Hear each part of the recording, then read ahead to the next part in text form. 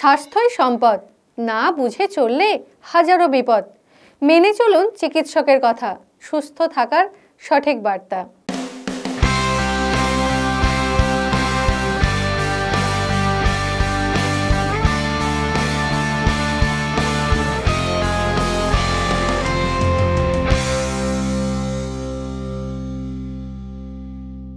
প্রথমেই শুরু করব মেয়েদের যেটা ঋতুস্রাবের শুরু হওয়া থেকে, অর্থাৎ যখন তার গর্ভধারণের ক্ষমতা প্রথম শরীরে তৈরি হচ্ছে।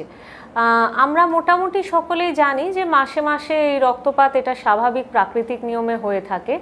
তো এই মাসিকের ঋতুচক্রের যদি কোনো রকম কোনো অস্বাভাবিক লক্ষণ দেখা দেয়, অর্থাৎ অতিরিক্ত রক্তপাত বা অনিয়মিত ঋতুস্রাব ইত্যাদি, তাহলে সেক্ষেত্রে ডাক্তারের পরামর্শ নেওয়া প্রয়োজন।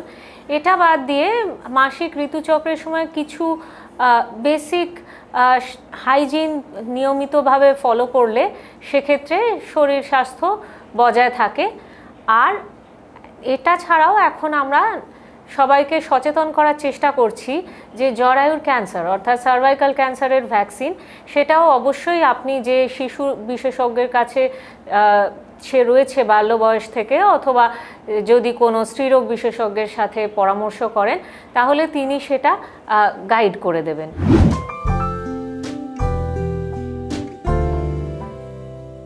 প্রথমত হচ্ছে যে মাসিক নিয়মিতভাবে হচ্ছে কিনা সেই দিকে একটু খেয়াল রাখা। দ্বিতীয়ত হচ্ছে যে যেটা আগেই বললাম যে একটা বেসিক হাইজিন, মেনস্ট্রুয়াল হাইজিন, অর্থাৎ যদি তিনি স্যানিটারি প্যাড ব্যবহার করছেন তাহলে দিনে অন্তত 3 থেকে 4 বার সেটা পরিবর্তন করা। আর হচ্ছে নিজের প্রাইভেট পার্টস পরিষ্কার রাখার জন্য শুধু জল ব্যবহার করার উপদেশ আমরা দিই। আর হচ্ছে যে কোনো ক্ষেত্রে যখনই বাড়ির বাইরে বেরোচ্ছেন, অর্থাৎ সেটা স্কুলে কলেজেই হোক বা রেস্টুরেন্টে শপিং মলেই হোক, পাবলিক টয়লেট ব্যবহার করার পরে ভালোভাবে হাত ধুয়ে নেওয়া। হ্যাঁ, এই কয়েকটি বেসিক টিপস ব্যবহার করলে এই সময়টাতে কোনো রকম ইনফেকশন বা অসুবিধার থেকে মুক্ত থাকা যেতে পারে।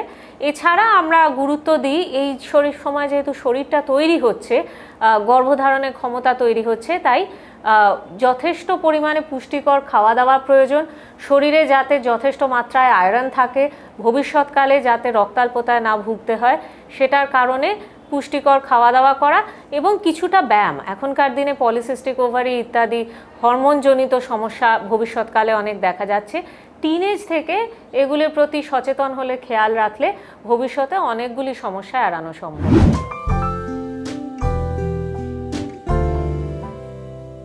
যখনই একজন মহিলা তার বাড়ির গণ্ডির বাইরে বেরোচ্ছেন তখনই এই সমস্যাগুলো তাদেরকে সম্মুখীন হতে হয়, অর্থাৎ যথেষ্ট পরিমাণে জল খাওয়া।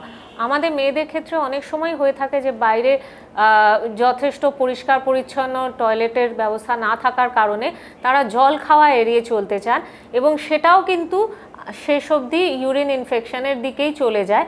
তাহলে যথেষ্ট পরিমাণে জল খাওয়া, বিশেষত আমাদের গরমের দেশ তাই বলবো সারাদিনে অন্তত 3 লিটার জল খাওয়া। আর এটা বাদ দিয়ে হচ্ছে নিয়মিত বাথরুমে যাওয়া, কিন্তু হ্যাঁ সেটার পরে আপনাকে হাত ধুয়ে নিতে হবে এবং স্বাভাবিক আমাদের গরমের দেশে পরিষ্কার সুতির অন্তর্বাস ব্যবহার করলে ইনফেকশনের থেকে দূরে থাকতে পারবেন।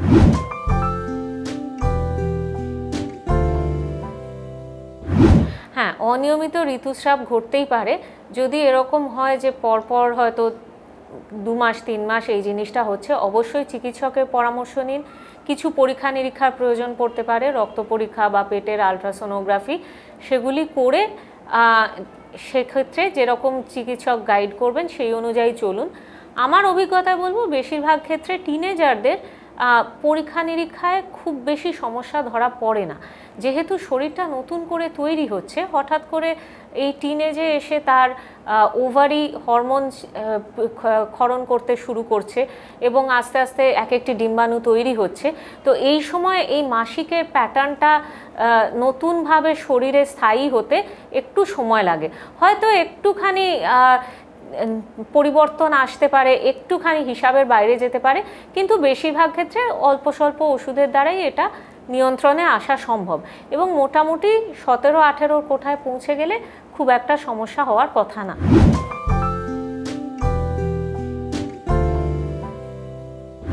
সাদা স্রাব একটা জিনিস যেটা নিয়ে অনেক মেয়েদেরই চিন্তার বিষয় হয়ে ওঠে। বিশেষত আমাদের ক্ষেত্রে কি হয় যে তথ্যগুলো আসতে থাকে অদ্ভুত অদ্ভুত দিক থেকে, মানে মা মাসিদের আলোচনার মধ্যে থেকে অথবা বন্ধুদের ফিসফিসের মধ্যে থেকে। তো সাদা স্রাব জিনিসটা আগেই বলে দিই যে কোনো খারাপ জিনিস নয়, কোনো রোগের লক্ষণ সবসময় নয়। সাদা স্রাব জিনিসটা একটা প্রকৃতিগতভাবে সব মেয়েরই শরীরে আসে এবং সেই সময়ই আসে যখন তার ঋতুচক্র শুরু হয়। জরায়ুর মুখের যে অংশটি, যেটাকে আমরা ডাক্তারি পরিভাষায় সার্ভিক্স বলে থাকি, এই সার্ভিক্সে কিছু কিছু গ্ল্যান্ড আছে যেগুলির থেকে এই সাদা স্রাবটি নিঃসৃত হতে থাকে। এবং এই যে সাদা স্রাব, যেটাকে আমরা মিউকাস বলি, এটার উদ্দেশ্যই হলো যোনিপথটি পিচ্ছিল রাখা। অর্থাৎ যখনই তার গর্ভধারণের ক্ষমতা তৈরি হচ্ছে সেই সময় যাতে তার যৌন মেলামেশার সময় যোনিপথে ব্যথা না লাগে, সেই জায়গাটি পিচ্ছিল থাকে, সেই উদ্দেশ্যে এই সাদা স্রাবটি ক্ষরণ হতে থাকে। এবং এটির একটা নির্দিষ্ট ধরন আছে যেটা মাসিকের ঋতুচক্রের সাথে সাথে বদলাতে থাকে। অর্থাৎ যদি খেয়াল করেন, মাসিক যখন শেষ হলো তখন সেই প্রথম দিকের দিনগুলোতে একটা জল জল হালকা ধরনের স্রাব আসতে থাকে এবং মাসের মাঝখানের দিকে গিয়ে 14, 15, 16 নম্বর দিনের দিকে গিয়ে সেটা একটু ঘন সাদা সর্দির মতো দেখতে পাওয়া যায়। তো এটা হচ্ছে স্বাভাবিক জিনিস। যখন এই জিনিসটা দেখবেন, এটা নিয়ে ভয় পাওয়ার কোনো কারণ নেই, বা এমন না যে এটার মাধ্যমে শরীর থেকে পুষ্টি বেরিয়ে যাচ্ছে, শরীরের ক্ষয় হচ্ছে, দুর্বল হয়ে যাচ্ছে, না, এগুলো সবই ভুল ধারণা। তখনই মনে করবেন চিকিৎসকের পরামর্শ দরকার বা কিছু অস্বাভাবিক হচ্ছে যদি সেটার সাথে চুলকানি থাকে, অথবা অতিরিক্ত ঘন সাদা স্রাব দেখছেন, একদম ছানা কাটা ধরনের, অথবা জ্বালা যন্ত্রণা করছে, সেক্ষেত্রে অবশ্যই চিকিৎসকের পরামর্শ নেওয়া প্রয়োজন।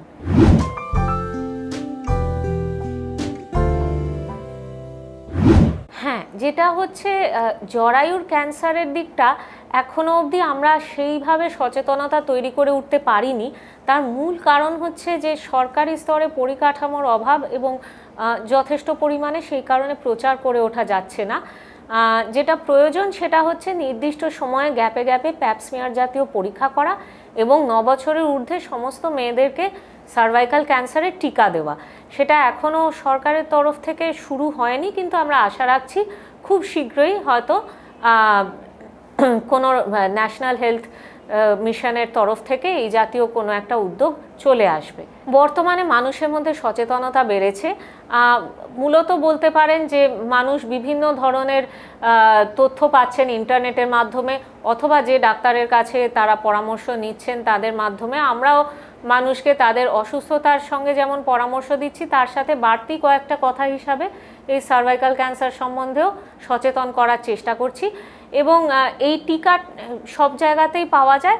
হ্যাঁ, এখনও এটা বিনামূল্যে উপলব্ধ হয়নি সরকারি স্তরে, কিন্তু কিনে নিলে আমরা দিয়ে দিতে পারি। তো সেই জায়গা থেকে এখন কিন্তু উপায় আছে। এখনও অবধি একটি ব্র্যান্ডের টিকা, যেটি মোটামুটি 10 বছর হয়ে গেছে, সেটার পার্শ্ব প্রতিক্রিয়া সম্বন্ধে জানা যায়নি। এটি বিদেশি ব্র্যান্ড। এটা বাদ দিয়ে আমাদের দেশেও তৈরি হয়েছে টিকা, যেটির তুলনায় দাম অনেকটাই কম এবং সেটা এখনও অবধি পার্শ্ব প্রতিক্রিয়া সেইভাবে দেখা যায়নি। তবে হ্যাঁ, এটার ক্ষেত্রে আমাদের তথ্য একটু সীমিত, যেহেতু 3 বছর ধরে ব্যবহার হচ্ছে। আশা করা যায় সময়ের সাথে সাথে আরও ব্যবহার হলে আমরা আরও বেশি সংখ্যক মানুষের ওপরে তথ্য এক জায়গায় করতে পারবো।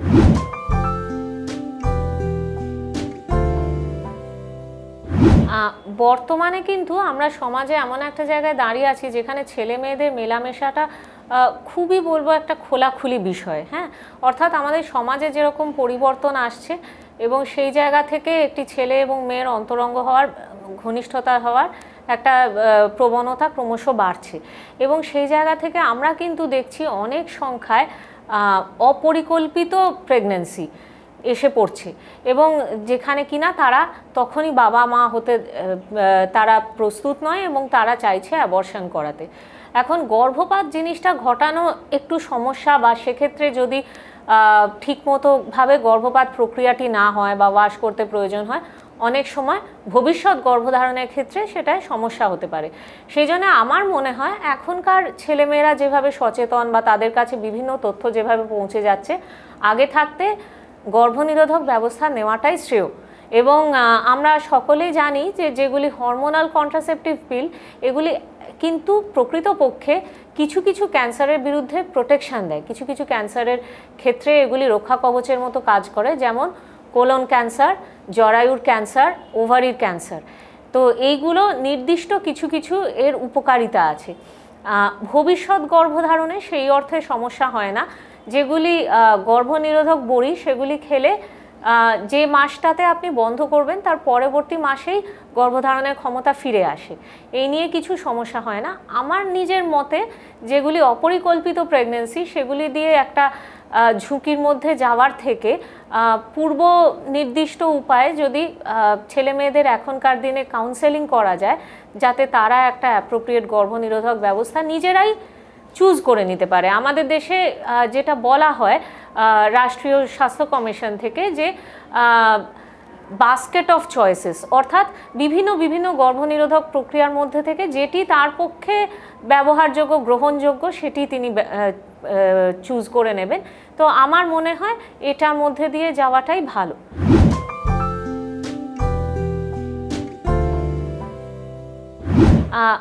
প্রথমত হচ্ছে যারা প্ল্যান করছেন যে এবার আমরা একটি সন্তানের জন্য চিন্তা করছি, হ্যাঁ, তো প্রথম ধাপে যেটা আমরা বলি যে আগে জেনে নিন যে আপনার বা আপনার জীবনসঙ্গী তার কোনো পূর্ব নির্ধারিত কোনো রোগ শরীরে আছে কিনা, অর্থাৎ ডায়াবেটিস, হাইপারটেনশন, অথবা কোনো ধরনের ক্রনিক অসুখ, রিউমাটয়েড আর্থ্রাইটিস, কোনো হার্টের সমস্যা কিছু আছে কিনা, অথবা কোনো পূর্ব নির্দিষ্ট ওষুধ ব্যবহার করছেন কিনা।